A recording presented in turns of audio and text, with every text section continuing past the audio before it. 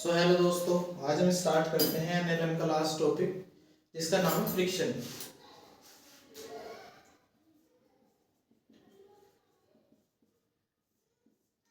सो हम देखेंगे कि फ्रिक्शन क्या होता है, इसकी डेफिनेशन और इसका फॉर्मूला क्या होता है फ्रिक्शन का,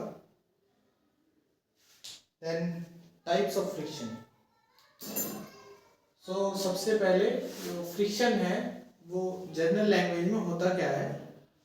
सो सपोज कोई एक सरफेस है, ये एक सरफेस है और जब कोई बॉडी दूसरी बॉडी इसके ऊपर मूवमेंट करती है, मतलब इसके ऊपर सपोज v वेलोसिटी से बॉडी जा रही है, इस बॉडी का नाम है a। सो जो इसका सरफेस है, इस बॉडी का दोनों कांटेक्ट में आते हैं और जहां बॉडी जा रही है, मतलब v वेलोसिटी जिस डायरेक्शन में बॉडी जा रही है, जिस डायरेक्शन में उसका मूवमेंट है, उससे अपोजिट एक टाइप का फोर्स लगता है जो सरफेस के कांटेक्ट में आने की वजह से लगता है। उस सरफेस वाले फोर्स को कहते हैं फ्रिक्शन, मतलब सरफेस टू सरफेस, जो दो बॉडी एक दूसरे के कांटेक्ट में आती हैं। अब जैसा कि ये हमारा सरफेस है, सरफेस 1, देन ये हमारी एयरबड्स है, इसका नीचे वाला सरफेस 2। सो जब हमने इस पे एक फोर्स लगाया ऐसे इस डायरेक्शन में ऐसा, तो ये कुछ दूर जाके ऐसा रुक गया। सो ये रुकने की इसकी जो एक वजह है वो है इसका फ्रिक्शन पीछे की तरफ,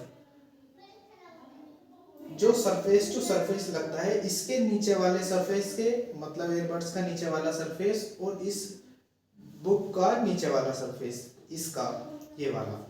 सो इन दोनों के कांटेक्ट में आने की वजह से रिलेटिव मोशन को अपोज करता है। सो हमारा जो फ्रिक्शन है वो वर्क करता है to oppose a relative motion, to oppose relative motion. Relative motion को अपोज करता है किन्हीं दो बॉडियों के बीच में, फ्रिक्शन फोर्स बोलते हैं उसको, और हम इसको ऐसा F से दिखाते हैं, स्मॉल f,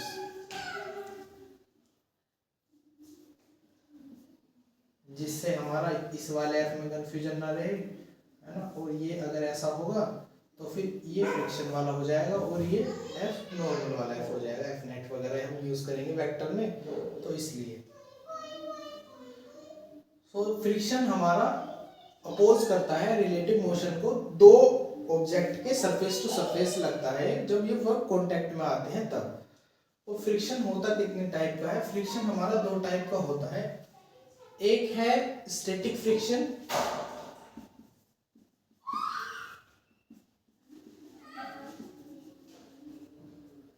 दूसरा है काइनेटिक फ्रिक्शन।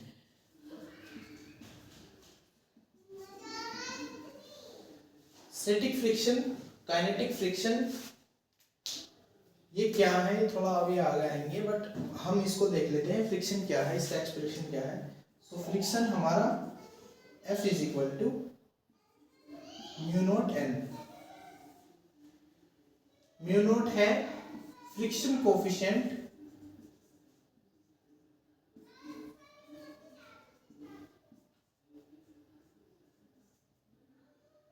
ये है नॉर्मल फोर्स। नॉर्मल फोर्स होता है जो जब दो बॉडी कांटेक्ट में आती है तो परपेंडिकुलर टू द सरफेस लगता है, उसे नॉर्मल फोर्स है। नॉर्मल फोर्स या रिएक्शन फोर्स। सो हम देखते हैं कि स्टैटिक फ्रिक्शन, काइनेटिक फ्रिक्शन दो टाइप के होते हैं। काइनेटिक मतलब चलती हुई बॉडी पर काइनेटिक फ्रिक्शन, और जो बॉडी बहुत ज्यादा मास के साथ या थोड़े भी मास के साथ रखी है उसमें स्टैटिक फ्रिक्शन जनरेट हो जाता है।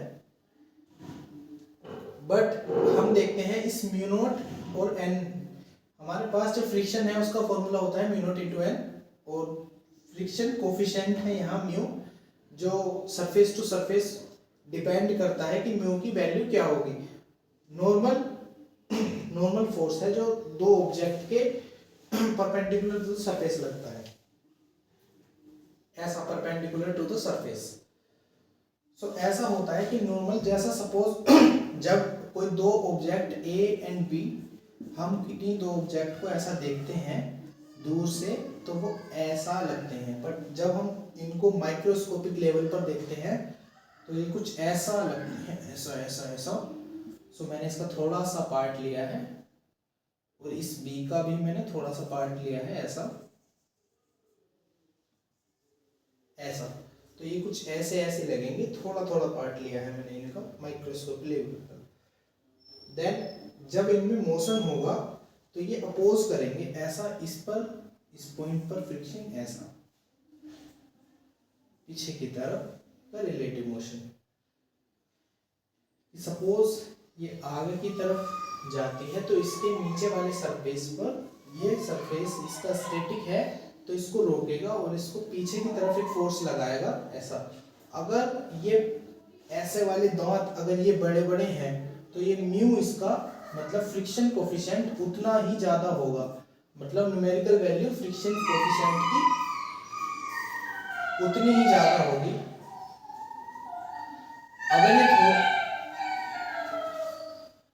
अगर ये थोड़ा स्मूथ है ऐसा तो उसी हिसाब से फिर उसकी वैल्यू कम होती जाएगी फ्रिक्शन कोफिशिएंट की। तो इसका म्यू बहुत बहुत ज्यादा होगा और इसका म्यू इसके कंपैरिजन में थोड़ा कम होगा। तो ये हुई म्यू की अंडरस्टैंडिंग कि म्यू है क्या, म्यू फ्रिक्शन कोफिशिएंट है। देन नॉर्मल इस पर इम्पैक्ट करता है किस हिसाब से,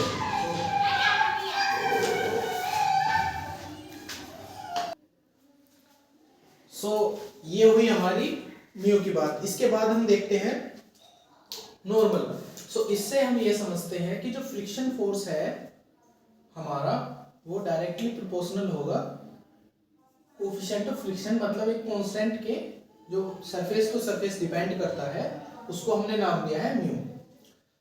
ये हुई एक कंडीशन, इसको हमने नाम दिया इक्वेशन 1।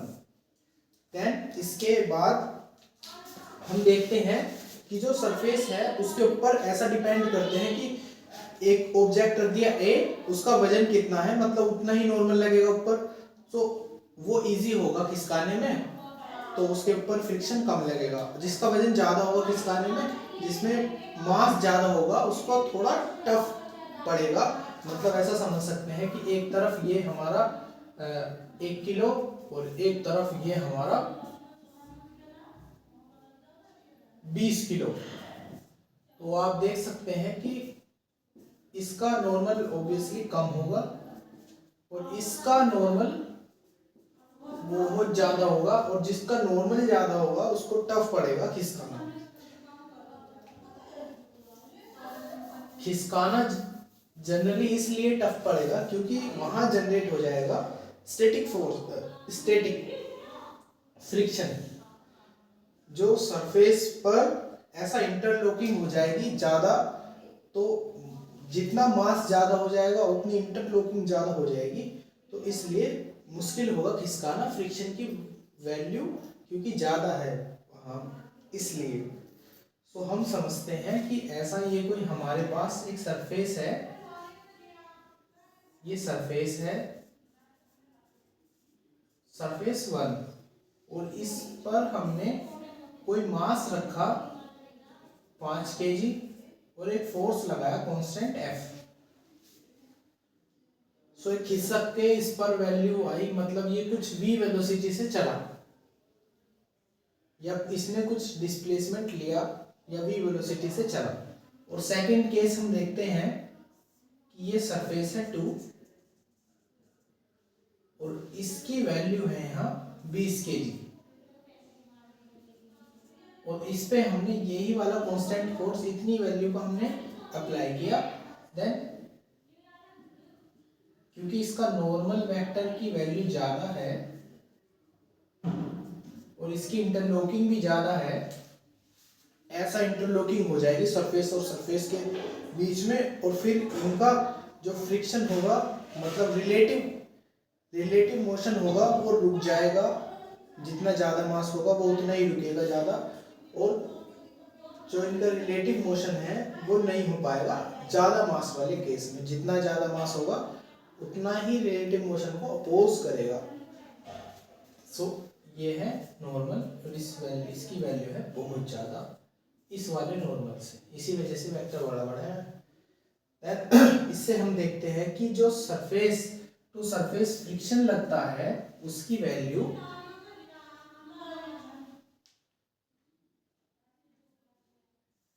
नॉर्मल के डायरेक्टली प्रोपोर्शनल है। इस इक्वेशन को नाम दिया हमने सेकंड इक्वेशन। तो हमने इन वाले डायग्राम से, इस ए डायग्राम से, देन इन बी डायग्राम से हमने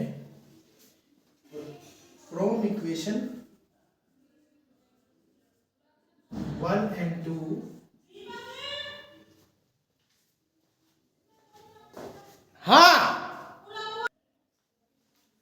सो ये हमारे पास इन दोनों से इक्वेशन 1 and 2 से हमारे पास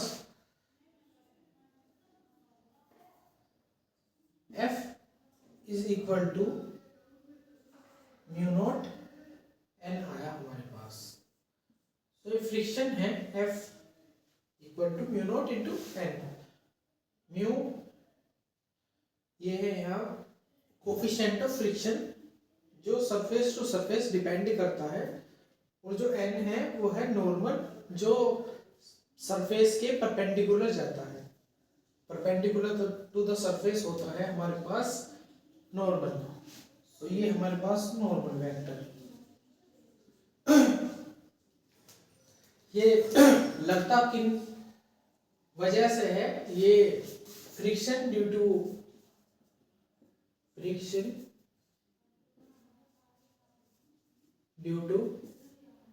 प्रोजेक्शन, जो इसके प्रोजेक्शन होते हैं ये, और जो इसके डिप्रेशंस होते हैं, ये कोज है फ्रिक्शंस लगने का। क्योंकि छोटे छोटे माइक्रोस्कोपिक लेवल पर ये मॉलिक्यूलर टाइप से बहुत छोटे छोटे जब हम देखते हैं इसको, ये हमने कोई इसका एक पार्ट लिया है जैसा ऐसा कुछ इस टाइप से हमने छोटा पार्ट लिया है ए एंड पी का, चेक करने के लिए डायरेक्शन ऑफ एफएस। अगर हम बात करें फ्लूइड की, so in case of fluid we call it viscosity. In case of fluid,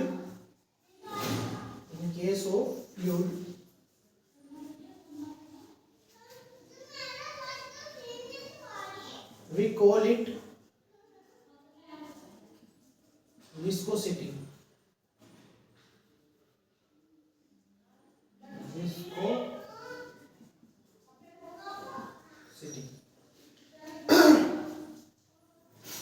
So ये लगता है क्योंकि जहां हाई प्रेशर पॉइंट होते हैं वहां एफएस ज़्यादा हो जाता है। सो जो स्टैटिक फ्रिक्शन और काइनेटिक फ्रिक्शन है उसको हम ऐसा कहते हैं। ये हमारा हुआ कि हमने देखा कि फ्रिक्शन क्या है, फ्रिक्शन जो है अपोज करता है रिलेटिव मोशन को, जो दो ऑब्जेक्ट के बीच होता है उसको अपोज करता है, और जो ऑब्जेक्ट जिस पर फोर्स वेक्टर लगा है उसके अपोजिट डायरेक्शन में फ्रिक्शन जाता है, उसको रोकता है रिलेटिव मोशन होने से। सो टाइप ऑफ फ्रिक्शन है हमारे पास static friction, kinetic friction. Static friction जिसको हमने ऐसे लिखा, ऐसा एफएस, काइनेटिक फ्रिक्शन इसको हमने लिखा एफके। सो एफएस एंड एफके। एफएस हमारे पास हुआ स्टैटिक फ्रिक्शन एंड के फॉर काइनेटिक, एंड ये हमारे पास हुआ काइनेटिक फ्रिक्शन। और इसी हिसाब से इनके फॉर्मूले यहाँ इसमें म्यू एस आएगा, mu S for static and mu के फॉर काइनेटिक। जब हम देखते हैं कि जैसा किसी पुरानी खड़ी हुई मेज को हमने खिसकाना है, पहले बहुत ज़्यादा फोर्स लगाना पड़ेगा, क्योंकि उसके जो वेल्डिंग होगी, कोल्ड वेल्डिंग, उसे ब्रेक करना पड़ेगा मॉलिक्यूलर लेवल पर। उसे ब्रेक करने के लिए हमें ज़्यादा फोर्स की नीड होगी। ज़्यादा फोर्स हम समझ रहे हैं कि क्योंकि ज़्यादा फोर्स की नीड हमें इसलिए पड़ रही है, जैसा ये हमारे पास, तो अब हम इसको हटा देते हैं।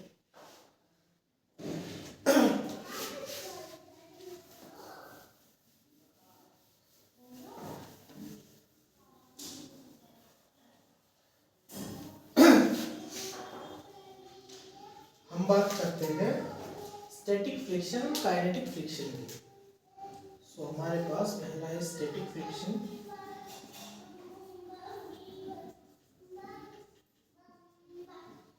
देन दूसरा हमारे पास है काइनेटिक फ्रिक्शन, सेकंड वाला है काइनेटिक फ्रिक्शन।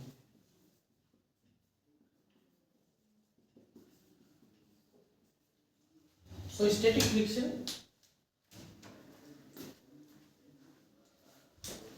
स्टैटिक फ्रिक्शन मतलब कोई ऑब्जेक्ट जो है एक स्टैटिक मोशन में है, मतलब रेस्ट पर है पहले से ही, से हमारा सरफेस हुआ,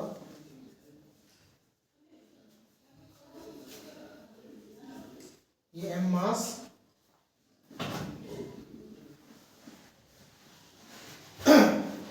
रेस्ट पर, जितना ज्यादा एम उतना ज्यादा स्टैटिक फ्रिक्शन, मतलब मास उतना ज्यादा। इससे हम देखते हैं ये हमारा सरफेस, ये हमारा उससे ज्यादा मास, ऐसा मास, ये भी रेस्ट पर है। हम देखते हैं कि इसे एक फोर्स लगाते हैं ऐसा, इसे एक फोर्स लगाते हैं ऐसा, ये बहुत दिन से ऐसा रखा है, बड़ा मास है, तो इसके पे कुछ कम स्टैटिक फ्रिक्शन होगा और इस पर कुछ ज़्यादा स्टैटिक फ्रिक्शन होगा, मतलब it always depend to the mass. अलग अलग मास के लिए ये अलग अलग होता है वैसा।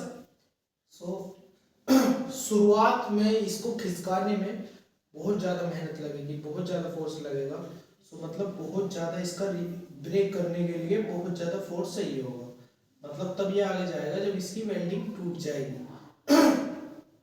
मॉलिक्यूलर लेवल पर होती है वो। एफएस ब्रेक करने के लिए उसको बहुत ज़्यादा चाहिए होगा। देन इसके बाद फिर काइनेटिक फ्रिक्शन से आगे जाएगा। हम देखते हैं कि जब बहुत ज़्यादा, फिर ये इसके बाद इससे कम फोर्स पर आगे जाएगा, बट हमें शुरुआत में इसको जो है एक झटका देने के लिए या इसको खिसकाने के लिए ज़्यादा फोर्स की नीड पड़ेगी। हम समझते हैं कि स्टैटिक फ्रिक्शन की वैल्यू हमेशा ज़्यादा होगी, काइनेटिक फ्रिक्शन के कंपैरिजन में इसकी वैल्यू हमेशा ज़्यादा होगी।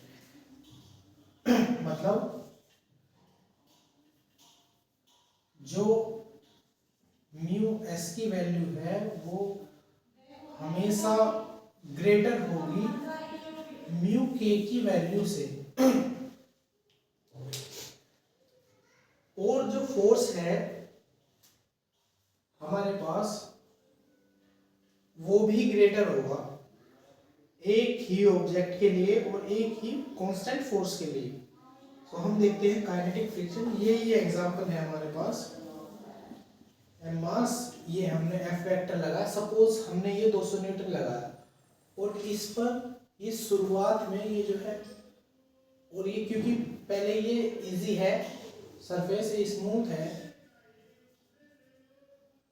ये v वेलोसिटी से चलती है, या ऐसा समझ सकते हैं कि हमारी पहले जो होगी, मतलब पहला फिनोमिना हमारे पास होगा स्टैटिक फ्रिक्शन का, उसके बाद होगा हमारे पास काइनेटिक फ्रिक्शन का, मतलब पहले हमेशा ही बात होगी एफएस की, और उसके बाद होगी बात एफ के की, मतलब स्टैटिक फ्रिक्शन और काइनेटिक फ्रिक्शन, ये ज़्यादा होगा इससे। पहले वस्तु किसका निधन, उसके बाद फिर काइनेटिक फ्रिक्शन। और जो म्यू के और म्यू एस है ये डिपेंड करते हैं सरफेस टू सरफेस, सो इनकी वैल्यू डिफर करती है। बट ये जो हमने कंडीशन ली है ये एक ही सरफेस को और एक ही मास के लिए, ये उसी फोर्स के लिए देन हमने ये ली है। बट जो रिलेटिव मोशन है उसको हमेशा ऐसा देखना होगा कि ऐसा माइक्रोस्कोपिक लेवल पर, तब ये समझ आएगा कि हाँ हम इसको स्टैटिक फ्रिक्शन और काइनेटिक फ्रिक्शन को देख रहे हैं। इसके बाद हम देखते हैं टू ब्लॉक प्रॉब्लम या angle of repose. So angle of repose क्या होता है, इसके बाद हम देखते हैं angle of repose.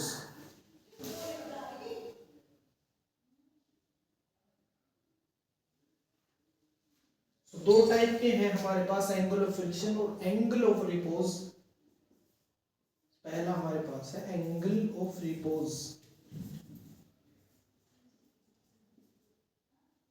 Angle of repose का मतलब है कि जो ऑब्जेक्ट है वो रेडी टू मूव है, मतलब उससे ज्यादा एंगल पर ये ऑब्जेक्ट गिर जाएगा, थोड़ा सा भी ज्यादा होने पर एंगल पर गिर जाएगा ऑब्जेक्ट, मतलब ये जो है रेडी टू मूव है,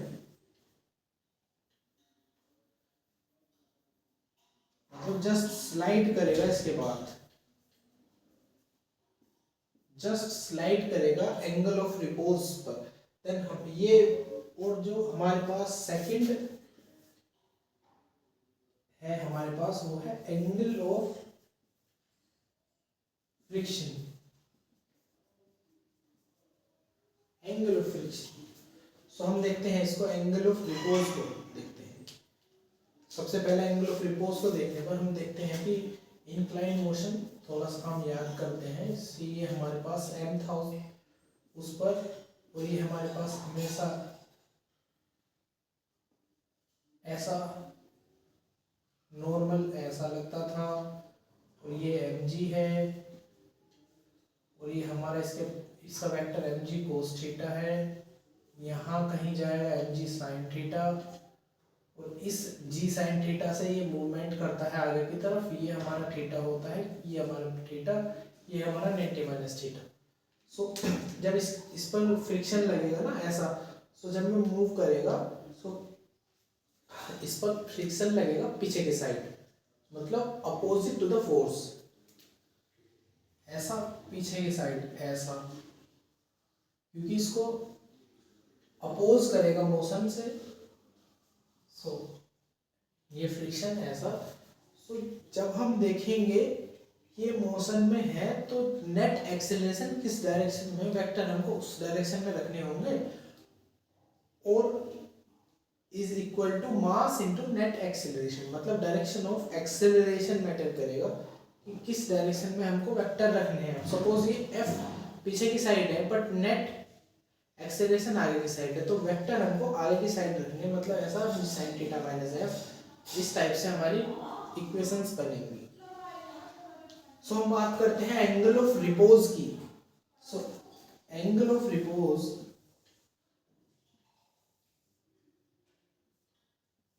ये हमारा m है, क्योंकि m है तो यहाँ इस पॉइंट पर ये हुआ mg, ये हमारे पास थीटा है, और यहाँ परपेंडिकुलर जाता है n,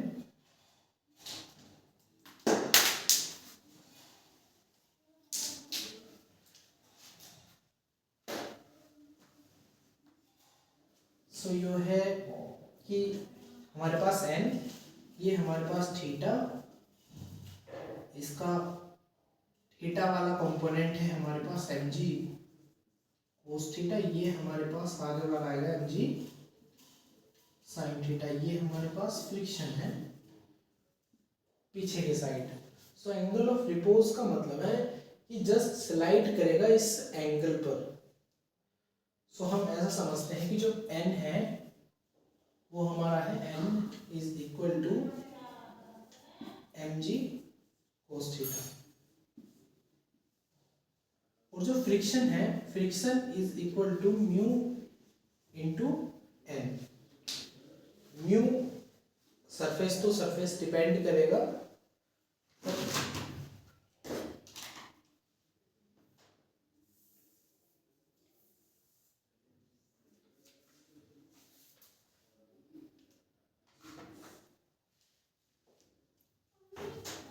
mu surface to surface depend करेगा हमारे पास। और जो हमारे, क्योंकि angle of repose just motion में है, मतलब कि वो फ्रिक्शन वाला फोर्स पीछे वाला जो इसको अपोज करेगा रिलेटिव मोशन से, वो एफ और m g sine theta in दोनों को इक्वल होना पड़ेगा एंगल ऑफ रिपोज के लिए। अगर एम जी साइन थीटा ज्यादा हुआ तो ये आगे मोशन में आएगा, आगे मोशन करेगा, ये आगे की तरफ इस डायरेक्शन में आएगा अगर थीटा ज़्यादा हुआ तो। बट हम जस्ट उसी एंगल की बात कर रहे हैं, वो जो जस्ट स्लाइड वाला एंगल है, मतलब एम जी साइन थीटा और ये एफ, ये इक्वल है। तो हमारे पास एन की वैल्यू है, जो हमारे पास एन की वैल्यू है वो है mu into m g cos theta. और जो एफ है, क्योंकि एंगल ऑफ रिपोज का केस है, तो f is m g sine theta के इक्वल होगा। सो हम देखते हैं कि ये वाला फ्रिक्शन वाला f m g sine theta वाले फोर्स के इक्वल होगा। तो हम देखते हैं कि m g sine theta. So हमें बताना है कि ये किस, इस वाले फिनोमेना में ये किस म्यू की वैल्यू बतानी है, म्यू की। एम जी से एम जी बच जाएगा, म्यू इज इक्वल टू आएगा sine theta upon cos theta, मतलब tan theta. Mu is equal to tan theta. इस एंगल ऑफ रिपोज के लिए हमने देखा एंगल ऑफ रिपोज में क्या है, हमने नॉर्मल वेक्टर लिया और एम जी साइन थीटा के इक्वल किया, जो कि जनरली होगा ही। बट एंगल ऑफ रिपोज में क्या है कि थीटा एंगल जस्ट करेक्ट है फ्रिक्शन वाले एंगल के, थीटा एंगल जस्ट करेक्ट है इस एंगल के लिए, मतलब फ्रिक्शन और m g sine theta equal है। ये जस्ट मूव करेगा थोड़ा सा एंगल ज्यादा होने पर। सो अभी के लिए फिलहाल में एंगल ऑफ रिपोज के लिए ये एम जी साइन थीटा और एफ इक्वल है, ऐसा समझ सकते हैं हम कि इस केस के लिए ये जस्ट ऐसा है और ऐसा है, बॉक्स बॉक्स बॉक्स, इससे थोड़ा ज्यादा किया ज्यादा किया ज्यादा किया। तो इस जिस वाले एंगल पर ये इक्वल हुए दोनों वेक्टर, उस वाले एंगल की बात हो रही है यहाँ। इस एंगल पर मूव किया, इस पर रिमेन्स कांस्टेंट, ऐसा कि वो वाला एंगल देखना है हमें फिर जिस पर जस्ट ये एम जी साइन थीटा और एफ इक्वल है। इसके बाद हम देखते हैं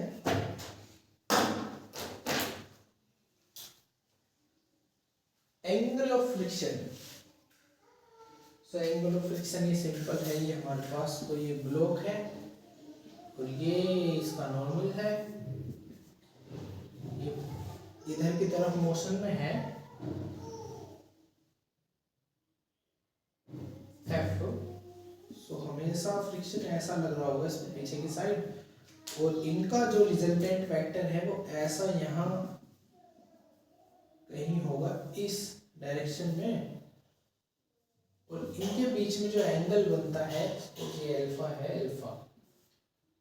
इनके बीच में जो अल्फा एंगल बनेगा उसको बोलेंगे एंगल ऑफ फ्रिक्शन,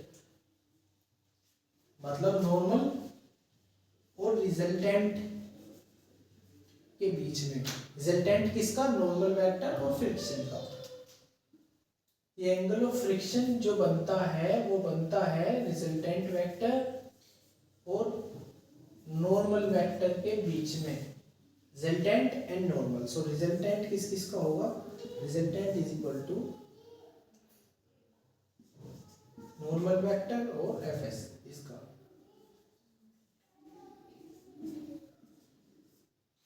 इनका दोनों का स्क्वायर रूट लेने पर सम करके तो हमारे पास रिजल्टेंट वेक्टर आएगा, और रिजल्टेंट वेक्टर आने के बाद हम इसको अल्फा फाइंड करेंगे। अल्फा फाइंड मतलब so tan theta is equal to perpendicular upon base, perpendicular ये हमारे पास f है, सपोज ये वाला, इस वाले अल्फा के लिए ऐसा है ये देखने में, सपोज ये अल्फा है, ये वाला अल्फा, इसके सामने ये fs है और ये नॉर्मल है, ये वाला normal, so perpendicular upon base मतलब f upon n, f upon n, so alpha is equal to tan inverse f upon n। ये हमारे पास एंगल ऑफ फ्रिक्शन है। एंगल ऑफ फ्रिक्शन बनता है नॉर्मल वेक्टर और रिजल्टेंट वेक्टर के बीच में, और रिजल्टेंट किसका होता है, नॉर्मल वेक्टर और फ्रिक्शन का जो रिजल्टेंट है वो अल्फा बना, so tan alpha is equal to friction upon normal f upon n, alpha is equal to tan inverse f upon n। So इसके बाद हम देखते हैं इसके ऊपर जो क्वेश्चन है वो इस टाइप से है।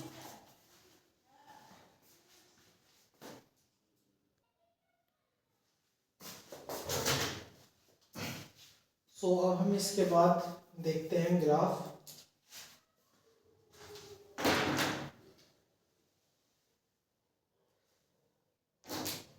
इसके बाद हम देखते हैं ग्राफ, स्टैटिक और kinetic graph.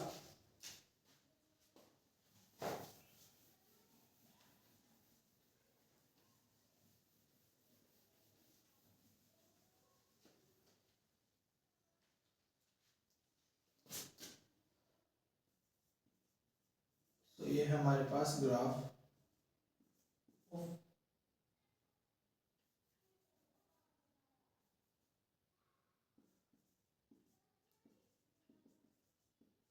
Graph of friction. Friction के लिए ग्राफ, फ्रिक्शन दो टाइप के हैं, स्टैटिक और काइनेटिक,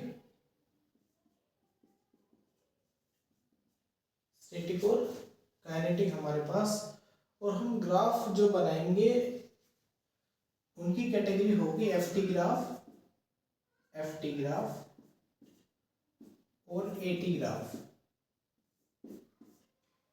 एफटी ग्राफ और एटी ग्राफ। सो पहले हम इनको थोड़ा सा ऊपर से देखते हैं, एक ओवरव्यू लेते हैं इनका। तो ये हमारे पास एफटी ग्राफ है, एफटी ग्राफ, ये हमारे पास एटी ग्राफ है, एटी ग्राफ। हम एक्सप्लेनेशन देखते हैं यहाँ की। सपोज ये कोई ऑब्जेक्ट है ए, हमने इस पर एक फोर्स लगाया है, फोर्स हमने ऐसा लगाया कि ये इसका फ्रिक्शन पीछे के डायरेक्शन में है ऐसा, और पहले शुरू में हमने फोर्स लगाया, फिर फोर्स लगाया, फोर्स लगाया, कांस्टेंट फोर्स लगाते गए, मतलब इस टाइप से फोर्स हमने लगाया कि F is equal to alpha t करके हमने फोर्स लगाया। ऐसा हमने फोर्स लगाया कि 1 न्यूटन पर 1 सेकंड पर 1 न्यूटन, 1 सेकंड पर 1 न्यूटन, 2 सेकंड पर 2 न्यूटन, 2 सेकंड पर 2 न्यूटन, 3 सेकंड पर 3 न्यूटन। इस टाइप से हमने फोर्स लगाया, मतलब कांस्टेंट फोर्स हमने लगाया जिससे हमारा सिंपल रहे और हमें कौन वैल्यू जो है एफ की वैल्यू, फोर्स की वैल्यू हमें पता लगती रहे। तो हमने इस एक लीनियर टाइप से हमने इस पर फोर्स लगाया जिससे हमारा ग्राफ भी प्लॉट हो। सो हमने ग्राफ प्लॉट करने के लिए एक एफ है और ये टी है, देन ए है और ये टी है, हम इनके बीच में ग्राफ बनाएंगे। सो धीरे धीरे ये वैल्यूज बढ़ती गई। ये हमारा स्टैटिक के लिए है और इनके बीच में मैं बना देता हूँ लाइन, ये हमारा काइनेटिक के लिए है। इनको हम देख सकते हैं, ये सेम है स्टैटिक एंड काइनेटिक। हम इसको देखते हैं कि एक स्पेसिफिक हाई म्यू एस के लिए ये बॉन्ड ब्रेक हुए होंगे और देन ये मोशन में आया होगा ऑब्जेक्ट, सो ये हमेशा म्यू एस हाई होगा। एक हाई हाई म्यू एस के लिए, क्योंकि म्यू एस एफ एस के डायरेक्टली प्रोपोर्शनल है, तो हाई म्यू एस के लिए हाई एफ एस होगा, मतलब high F S high mu S. Same here for mu के। तो हम इसको बढ़ाते गए फिर एक कांस्टेंट पर इसको ब्रेक हुआ, और फिर एक कांस्टेंट म्यू के लिए फिर हमें कम फोर्स चाहिए। कम म्यू के लिए कांस्टेंट वेलोसिटी से ज़्यादा है, ऐसा ये कम फोर्स पर चला जाएगा, ये कांस्टेंट पर चला जाएगा। ऐसा समझ सकते हैं कि हमने पहले कोई ऑब्जेक्ट खिसकाने के लिए पहले फोर्स लगाया, देन वो खिसक गया, फिर हमें एक ही फोर्स पर वो ऑब्जेक्ट आगे चला गया। सो एक ही फोर्स पर वो ऑब्जेक्ट आगे चला गया, तो इस पॉइंट को बोलेंगे mu s n by alpha. Alpha ये वाला एल्फा है, वो अभी आएगा कि ये कौन सा एल्फा है। तो ये ओरिजिन है, ये एक टिपिकल ग्राफ है। तो इसको हम ऐसा समझ सकते हैं कि ये जो मैंने बताया है कि कोई ऑब्जेक्ट पर हमने फोर्स लगाया एक कांस्टेंट, फिर वो खिसक गया, फिर वो एक ही फोर्स से जाएगा, मतलब एक ही फोर्स कांस्टेंट से चला जाएगा, जितना हमने पहले लगाया था उससे कम पर चला जाएगा, तो उससे कम पर एक ही फोर्स पर चला जाएगा एक ही वैल्यू के लिए। तो स्टैटिक के लिए हम देखते हैं पहले एक्सेलरेशन कोई नहीं है, पहले एक्सेलरेशन कोई नहीं है, फिर एक कांस्टेंट से आगे जाएगा ऑब्जेक्ट काइनेटिक के लिए। सो ये होगा mu s n by t. ये पॉइंट, ये highest point mu s n by t का पॉइंट है, जो ब्रेकिंग पॉइंट है, क्योंकि ये स्टैटिक का पॉइंट है।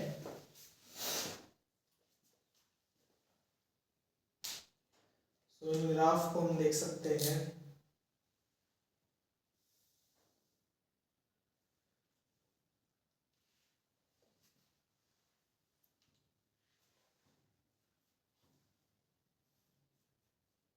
हाँ, अब हम स्टैटिक और काइनेटिक, ये एफ टी ग्राफ है और ये ए टी ग्राफ है। हम देखते हैं कि mu s n by alpha कहाँ से आया इसके बाद। So mu s by n by alpha के लिए इसको देखते हैं कि जब यहाँ बॉन्ड ब्रेक होंगे, यहाँ बॉन्ड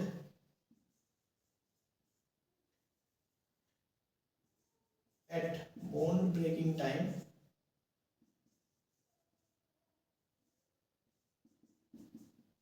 जिस टाइम पर बॉन्ड ब्रेक हुआ उस टाइम पर जो F is equal to alpha t है और ये वाला म्यू एस वो इक्वल हुए होंगे। सो एफ एस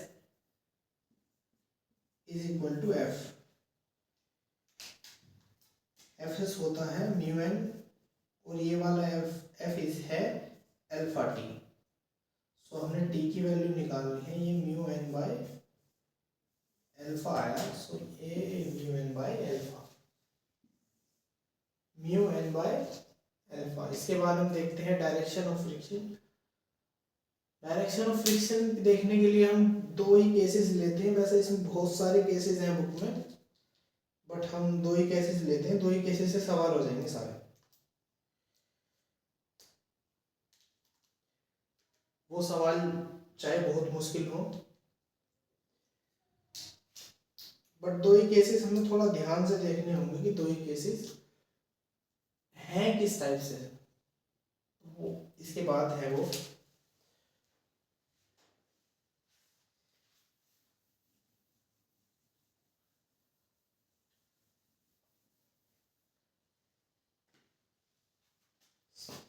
हमारे पास नेक्स्ट टॉपिक है डायरेक्शन ऑफ फ्रिक्शन।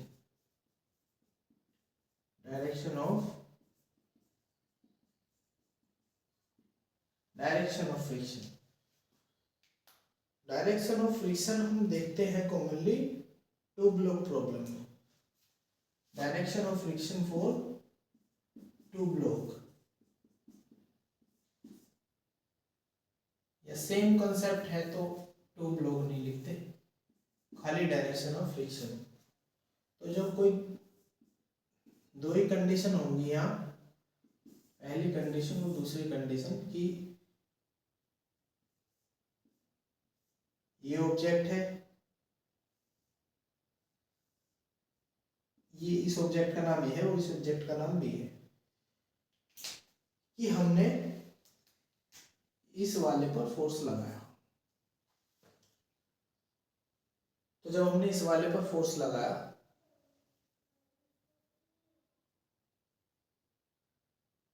हमने इस वाले पर फोर्स लगाया, तो इसको VA एक वेलोसिटी मिली। देन ये भी थोड़ा आगे आएगा, बट इस वाली वेलोसिटी से कम आगे आएगा, मतलब इसकी वेलोसिटी कम होगी ऊपर वाली वेलोसिटी से। या हम ऐसे भी कह सकते हैं कि इसी केस में समझने के लिए कि ये दो ऑब्जेक्ट हैं, यही दो ऑब्जेक्ट हैं,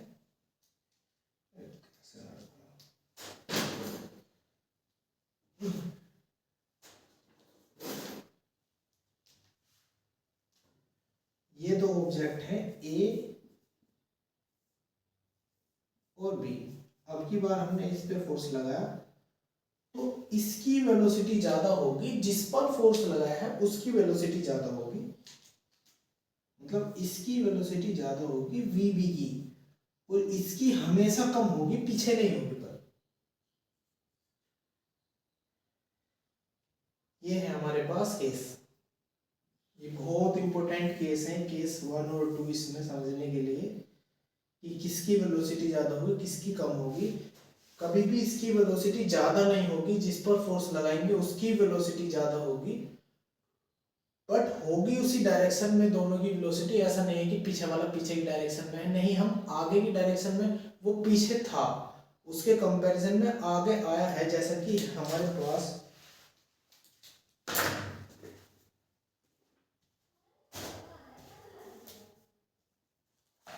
ये बुक है, ये बुक है, और हमारे पास और ये डायरी है,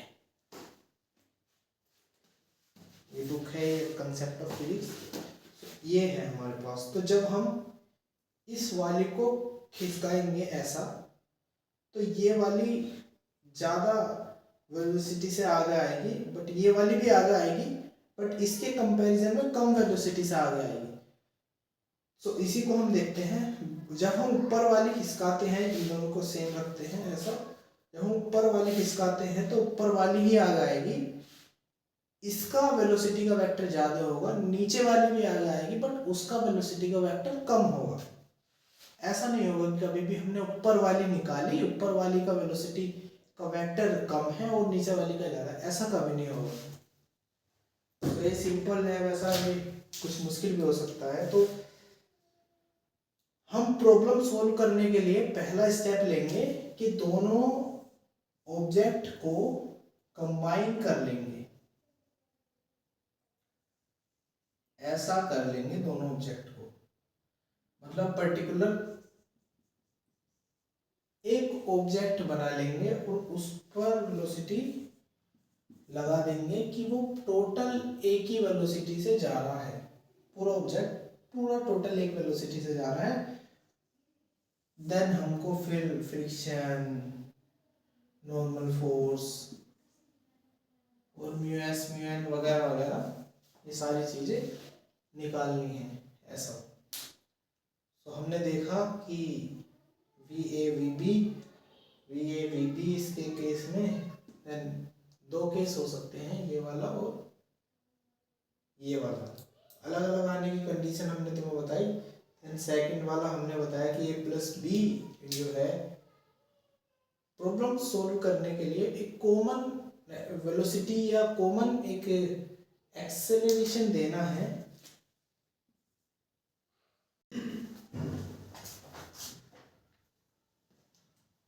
सो ये हमारे पास एक क्वेश्चन है जो एंगल ऑफ रिपोज और एंगल ऑफ इंक्लिनेशन के ऊपर है। एंगल ऑफ इंक्लिनेशन मतलब जिस पर इंक्लाइन होता है जो थीटा है हमारे पास। सो ये क्वेश्चन है angle of inclination theta is double the angle of repose. Angle of repose, angle of repose का मतलब है जिस एंगल पर जो मास है, जो ऑब्जेक्ट है, जो बॉडी है वो जस्ट स्लाइड करेगी। इसके बाद the angle of repose is alpha is equal to 30 degree. Find the acceleration of a block sliding down this plane. So हमें बताना है कि जो थीटा है वो डबल है एंगल ऑफ इंक्लिनेशन का। सो हमारे पास थीटा 30 डिग्री है तो एंगल ऑफ इंक्लिनेशन इसका जस्ट डबल है तो ये हुआ 60 डिग्री थीटा। ये m है तो इसका mg लगेगा नीचे की तरफ। ये अल्फा है, ये इसका नॉर्मल है जो परपेंडिकुलर टू द सरफेस लगता है, ये अल्फा है तो ये भी अल्फा है। फिर इसका mg वो कोस अल्फा 30 डिग्री है तो ये 30 डिग्री है। ये नीचे की तरफ,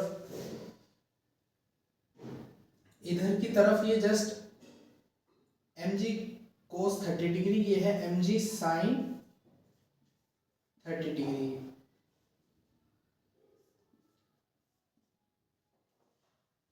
और ये है मैक्सिमम एक्सेलरेशन क्योंकि ये अभी इस पर रुका हुआ है, एंगल ऑफ रिपोज है।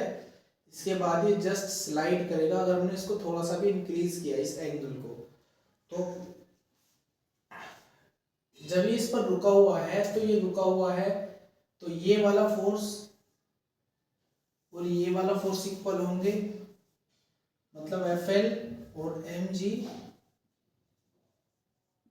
साइन 30 डिग्री इक्वल होंगे तब ये इस पर रुका हुआ है, मतलब ये बैलेंस है। और ये n is equal to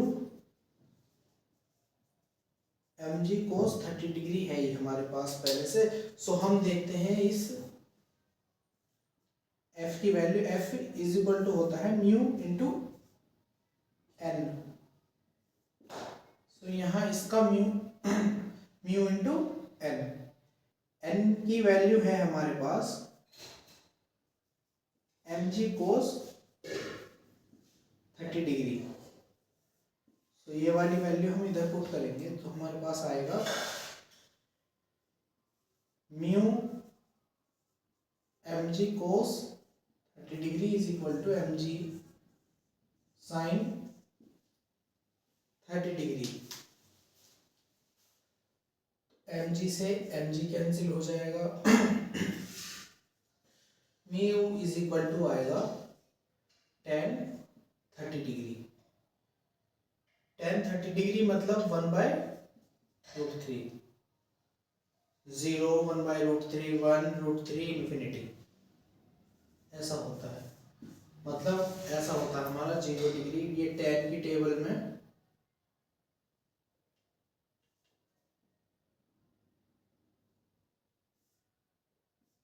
zero 30 degree 45 degree 60 degree और 90 डिग्री, इनकी वैल्यूज जो है 0 1/√3 1√3 इंफिनिटी, ये वैल्यूज हैं tan की सीरीज है ये।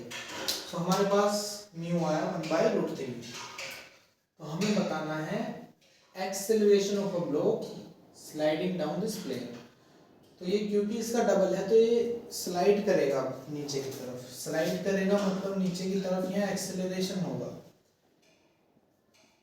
और ये नॉर्मल वेक्टर है, ये पता है mg कोस 60 डिग्री होगा। अब की बार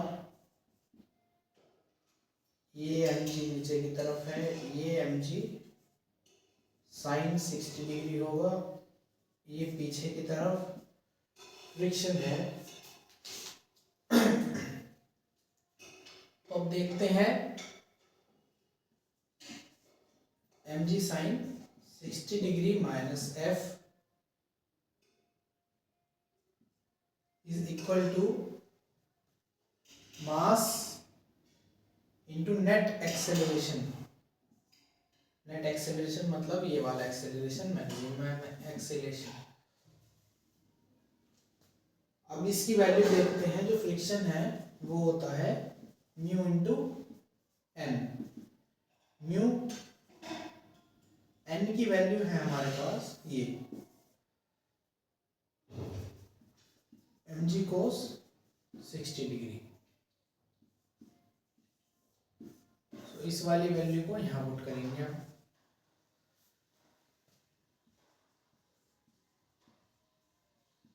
mg 60 degree sine 60 minus mu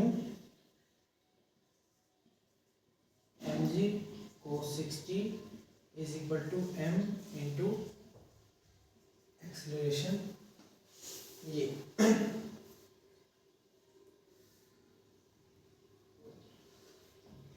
और जो मास है वो मास है, मास तो बैलेंस हो जाएगा, मास कट जाएगा। और म्यू की वैल्यू हमने 1/√3 निकाली है। तो अब देखते हैं इसको। हमारे पास m, ये वाला m कट जाएगा।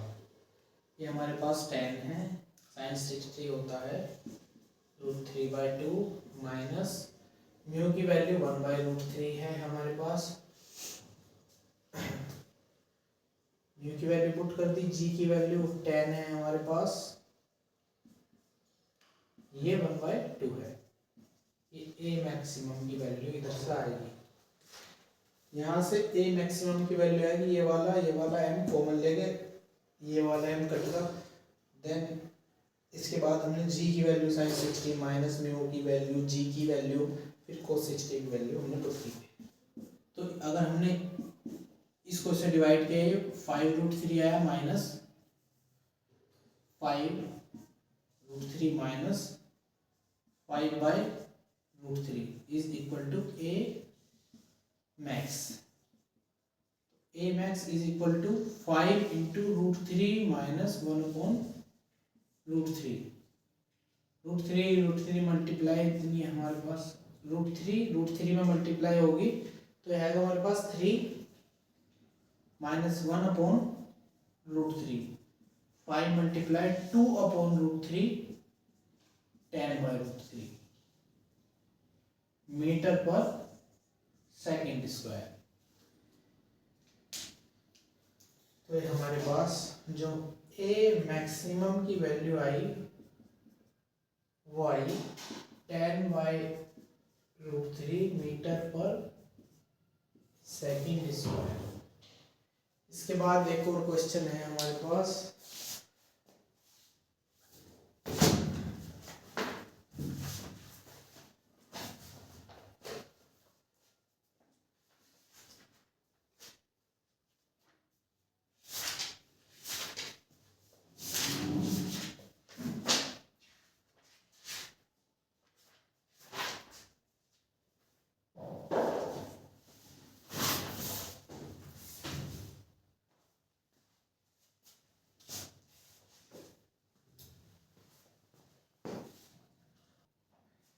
इसके बाद हमारे पास एक क्वेश्चन है,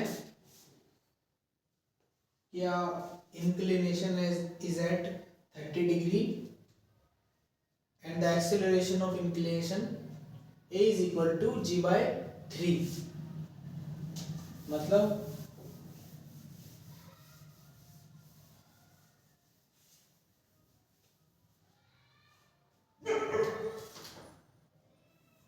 ये कोई इंक्लाइन है और ये 30 डिग्री पर है, इसका मास m है और जो एक्सेलरेशन है इसका वो है g/3।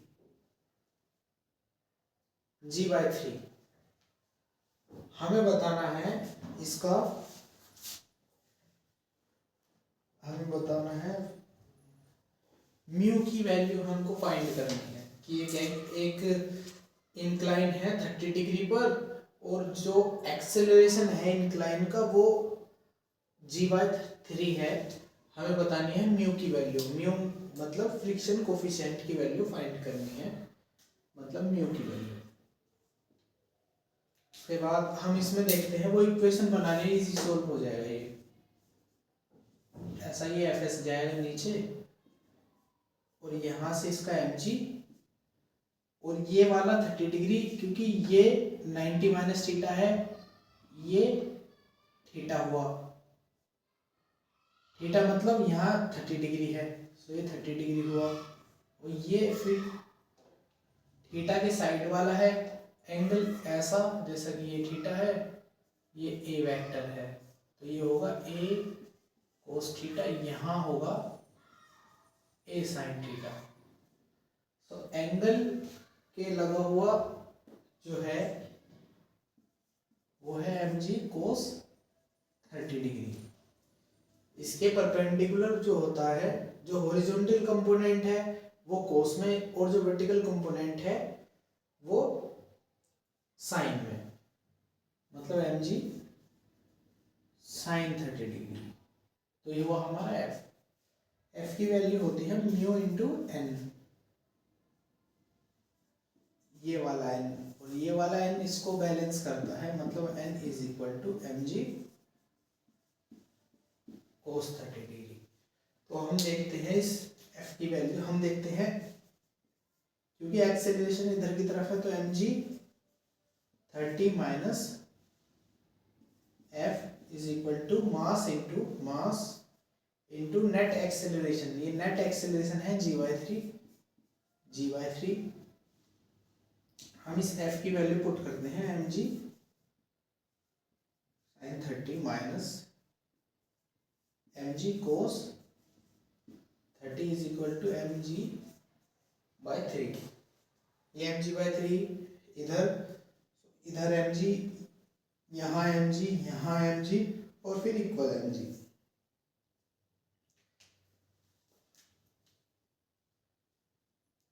तो हम देखते हैं कि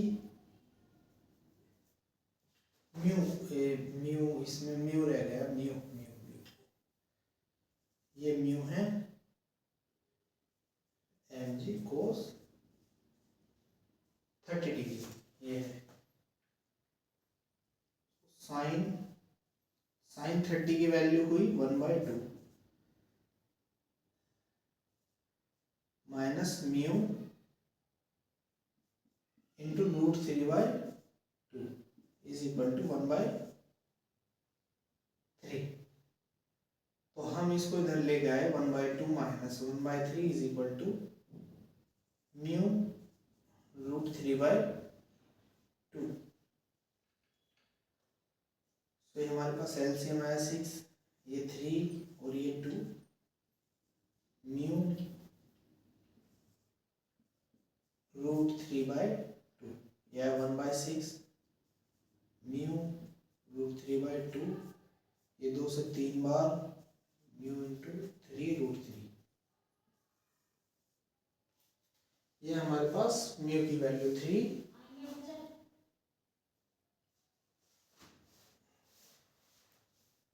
√3।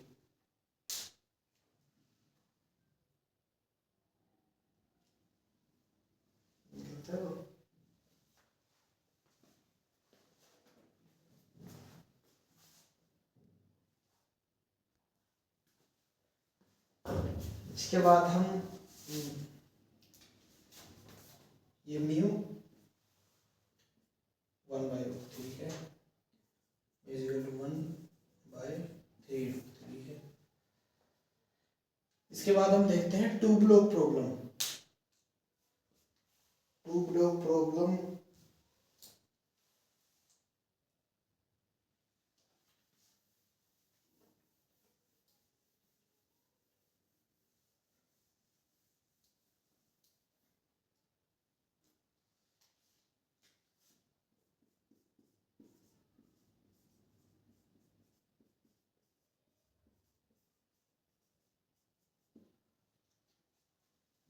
To block problem. इसके बाद तो टू ब्लॉक प्रॉब्लम में हमेशा ऐसा होगा कि दो ब्लॉक होंगे एक के ऊपर एक, और हमेशा वो एक पर एक फोर्स लगा होगा जिसकी वजह से मूवमेंट हो रहा होगा, एक्सेलरेशन होगा।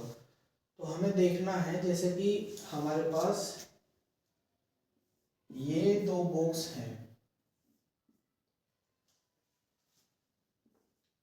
और इस पर कोई फोर्स लगाया है, ऐसा फोर्स इधर है तो एक्सेलरेशन होगा ऊपर। तो हम इसको सॉल्व करने के दो तरीके हैं हमारे पास। दो तरीके नहीं, मतलब हम एक तरीके से पहले सॉल्व करेंगे, फिर वेरीफाई करेंगे, देन ओके। तो ऐसा समझेंगे कि हम कि सपोज ये एक मास है पूरा, ये m1 होगा क्योंकि, और ये m2 होगा, ये m1 होगा और ये m2 होगा। हम ऐसा समझेंगे कि पूरे ब्लॉक पर एक मास है, ऐसा ये पूरा ब्लॉक है ऐसा, और इसका मास टोटल m है और ये फोर्स हुआ। फिर हम एक्सेलरेशन निकालेंगे ऐसा करके कि net rightward force is equal to mass into net rightward acceleration, ऐसा करके। या अगर हम ऐसा समझेंगे कि ये एक ब्लॉक है और इस पर फ्रिक्शन लगेगा पीछे की तरफ ऐसा, और जब इस पर फ्रिक्शन पीछे की तरफ लगेगा तो ये दूसरा ब्लॉक है, इस पर फ्रिक्शन आगे की तरफ लगेगा सेम। ये मास m1 है, ये मास m2 है।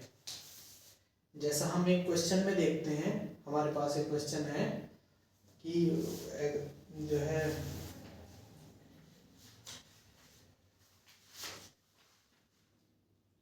find the acceleration of 4 kg in the given snare। तो ये हमारे पास सिनेरियो है कि 6 kg है एक और एक 4 kg है क्वेश्चन में, और इसकी वैल्यू 50 न्यूटन है, 50 न्यूटन। हमें बताना है एक्सेलरेशन, क्योंकि जब हम एक पर फोर्स लगाएंगे तो अगर नीचे वाला सरफेस ज़्यादा स्मूथ हुआ तो एक ऊपर आ जाएगा, बट नीचे वाला ज़्यादा स्मूथ नहीं हुआ तो नीचे वाला ये 6 kg वाला ब्लॉक m2 भी आगे आएगा। पर हमें ज़रूरत ये है समझने की कि जैसा सपोज ये एक m2 है, इसके ऊपर रखा है m1, तो अगर हमने एक पर फोर्स लगाया तो ये भी आगे आएगा, बट इसका एक्सेलरेशन ज़्यादा होगा, इसका एक्सेलरेशन कम होगा। कभी ऐसा नहीं होगा कि हमने इस पर फोर्स लगाया या इसका एक्सेलरेशन ज़्यादा है, इस पर फोर्स लगाया है तो इसका ही एक्सेलरेशन ज़्यादा है, इसका एक्सेलरेशन है उसी डायरेक्शन में बट इससे कम है। सपोज इसकी वेलोसिटी है 2v, तो इसकी वेलोसिटी होगी v। अगर इस पर फोर्स लगाया है तो इसका एक्सेलरेशन होगा a1, इतना बड़ा वेक्टर, और ये होगा छोटा वेक्टर a2 नीचे वाला। अगर नीचे वाले पर फोर्स लगाया है, उसने एक्सेलरेशन लिया है a2, तो ऊपर वाला भी आगे आएगा, मतलब उसी डायरेक्शन में जाएगा, बट उसका वेक्टर थोड़ा कम होगा a1। ऐसा नहीं होगा कि इसका वेक्टर बड़ा हो जाएगा ये छोटा हो जाएगा,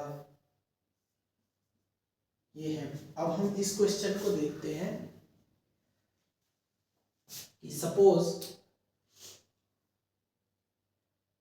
ये हमारे पास, हमने इसको ऐसा समझा कि हमारे पास ये 10 kg है और ये आगे जाएगा 50 न्यूटन से। हमें बताना है इसमें acceleration. So F net is equal to mass into acceleration, जो उसी सेम डायरेक्शन में होगा एक्सेलरेशन। F net मतलब फोर्स नेट 50 न्यूटन का फोर्स है हमारे पास, मास है हमारे पास 10 किलो। ए की वैल्यू हमें फाइंड करनी है। ए की वैल्यू है हमारे पास 5 मीटर पर सेकंड स्क्वायर। इसके बाद हमें अगर ये वेरीफाई करना है तो जो हमारे पास फ्रिक्शन आएगा उसकी वैल्यू मैक्सिमम फोर्स से कम होगी, मतलब जो अप्लाइड फोर्स होगा सिस्टम पर, एक्सटर्नल अप्लाइड फोर्स उससे कम होगी जो फ्रिक्शन की वैल्यू होगी। न्यूमेरिकल वैल्यू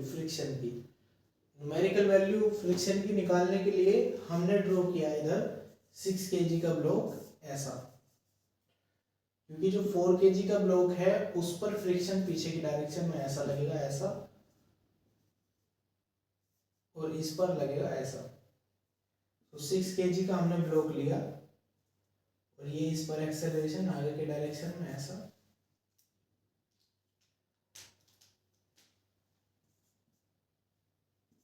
अब हमारे पास एक्सेलरेशन आया है 5 मीटर पर सेकंड स्क्वायर। हमें निकालना है फ्रिक्शन। हमारे पास एक्सेलरेशन है 5 मीटर पर सेकंड स्क्वायर, मास है 6 kg पर, तो हमारे पास आया 30, 6 5 30 न्यूटन। तो ये 30 न्यूटन है, ये 50 न्यूटन है।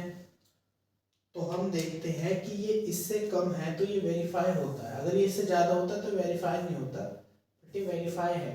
हम इस पर भी निकाल सकते हैं। ये 4 kg का ब्लॉक है और एक्सेलरेशन पीछे लगेगा, ये फ्रिक्शन पीछे लगेगा और यहाँ नेट फोर्स लगा है 50, एक्सेलरेशन है हमारे पास 5। हमें इस एफ की वैल्यू बतानी है क्योंकि इस वाले ब्लॉक पर राइटवर्ड डायरेक्शन में 50 न्यूटन फोर्स लगा है, तो हमें ऐसे देखना है। तो हमने इसको आगे लिया ऐसा, 50 minus f is equal to mass into net rightward acceleration. ये 50 minus f is equal to 20, f is equal to 30। ऐसे भी वेरीफाई हो सकता है कि हाँ ये 30 न्यूटन है, 30 न्यूटन से, और ये फिर इनके डिफरेंस से आगे जा रहा होगा ये पूरा सिस्टम। तो ये टू ब्लॉक प्रॉब्लम इस टाइप की होंगी हमारे पास। उसमें एक्सेलरेशन निकालने के लिए आएगा या फ्रिक्शन निकालने के लिए आएगा, उनके बीच में हम ऐसे फाइंड कर सकते हैं इसमें। और अगर हम क्वेश्चन देखें तो